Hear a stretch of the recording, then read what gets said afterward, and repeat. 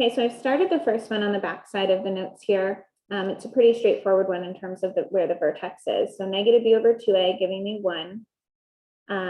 Plugging that in to find my y value. And then my y-intercept is at 0, 1. I know it opens up. 149 will become 2818. Okay.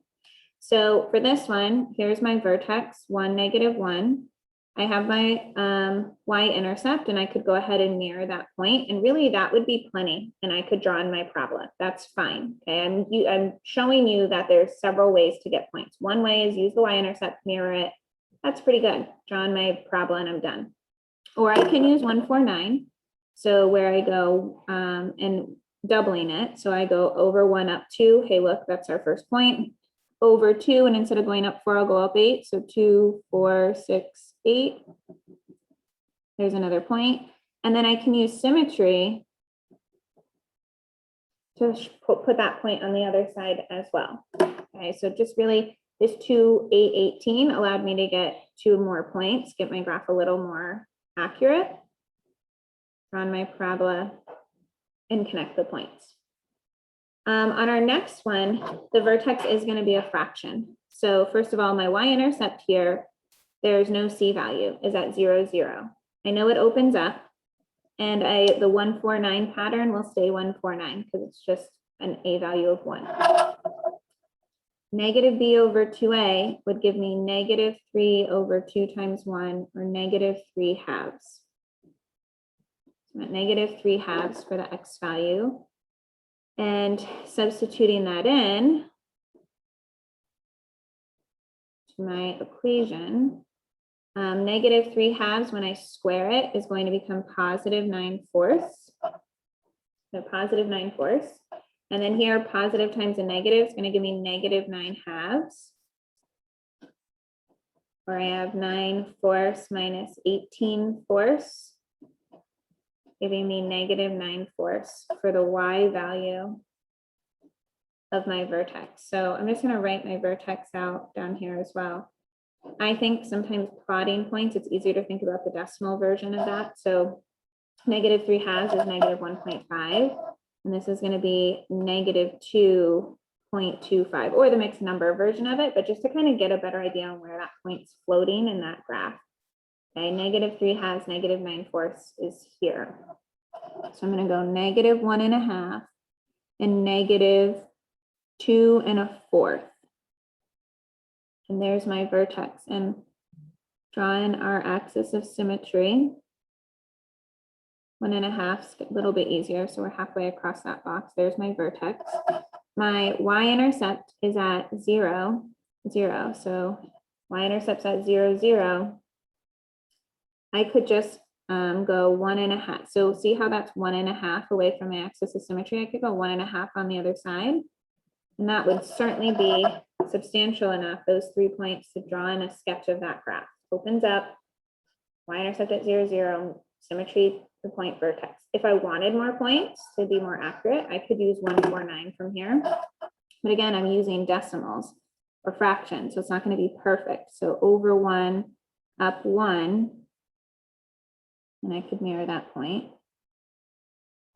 Over 2, up 4, 1, 2, 3, 4.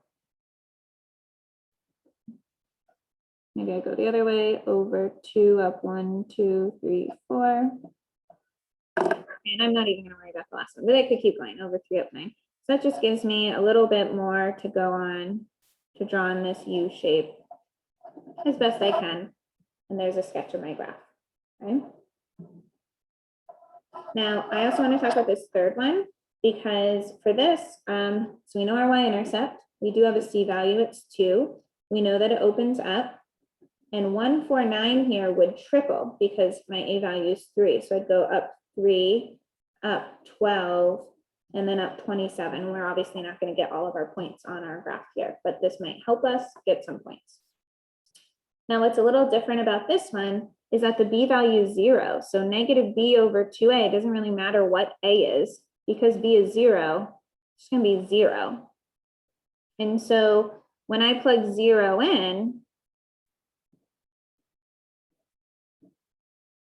I just get 2. So what's unique about this one, oops, I should write the point, 0, 2, is that the vertex and the y-intercept, they're the same. We're at 0, 2, okay?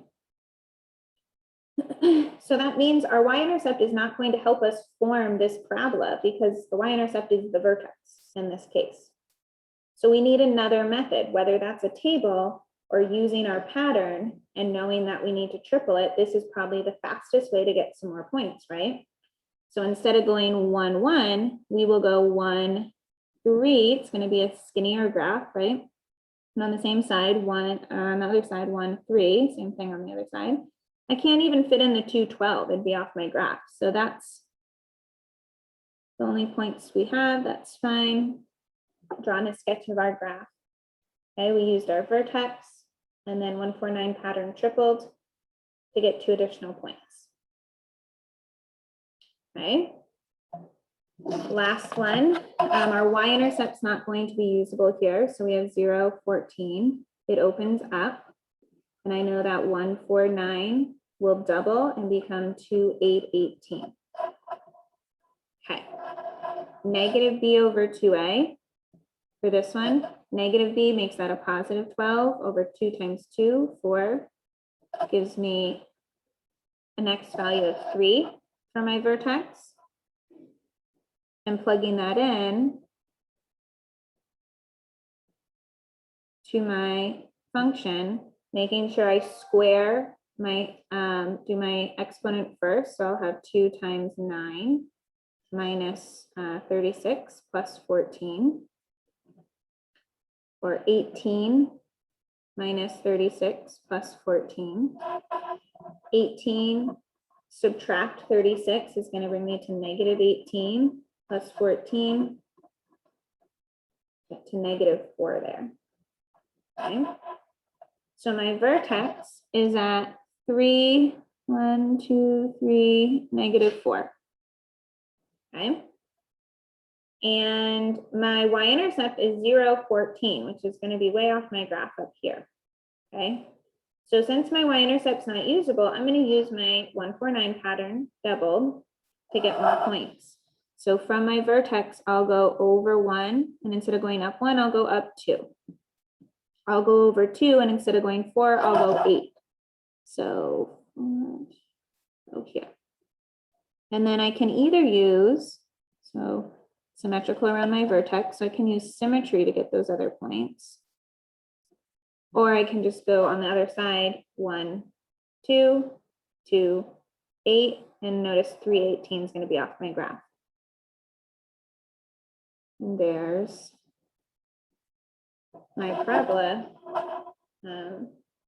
using my vertex and 2, 8, 18 to get additional points.